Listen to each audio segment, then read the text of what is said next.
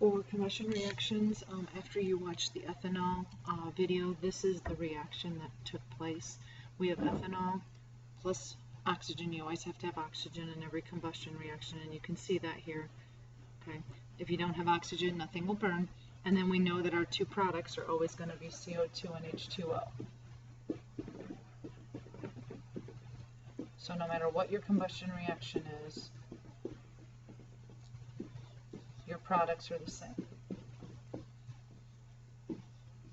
So that's what makes combustion reactions so easy.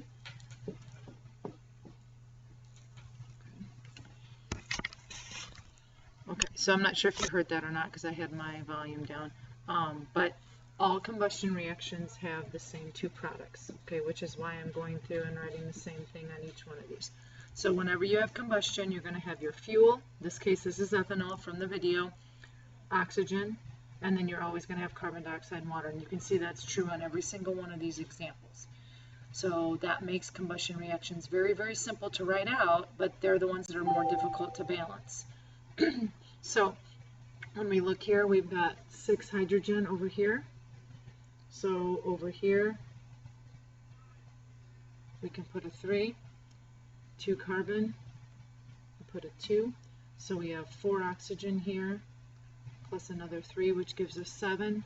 Over here we have 3 oxygen, so we need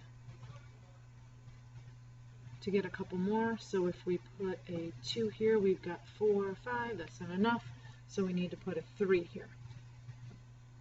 So 3 would give us 6 plus 1 no more. Over here we have 4 plus 3, which would give us 7. Okay, so that's how we balance that one. Next one, if we use our rule with our hydrogens, if we would put a 2 here, that gives us an even number of oxygens, so we should not have to double our fuel here. So if we do that, we've got 1 carbon, 4 hydrogen, 4 hydrogen. We've got 2 oxygen here plus 2 more, so we just need to put a 2 in front of that. Here we've got 8 hydrogen, so over here we would have to put a 4. So again, even number of oxygen, so we should not have to double our fuel. So here 10 carbon, so that gives us 20 oxygen here plus another 4, so we need to put a 12 here. Here we have 8 hydrogen, so again we put a 4 here, which gives us 8 hydrogen. We would need 3 carbon, so that gives us 6 oxygen plus another 4, so that would be 10 oxygen, so we need 5 here to get 10. Remember, we're taking the coefficient times the subscript. And then here we have 10 hydrogen, so if we would put a 5 here, that would give us an odd number of oxygen, so this is one we would need to double. So we would have 8 carbon, 20 hydrogen, so we'd need a 10 here, which would give us 20 hydrogen, which would give us 10 oxygen, plus another 16, which is 26. So then this would be a 13.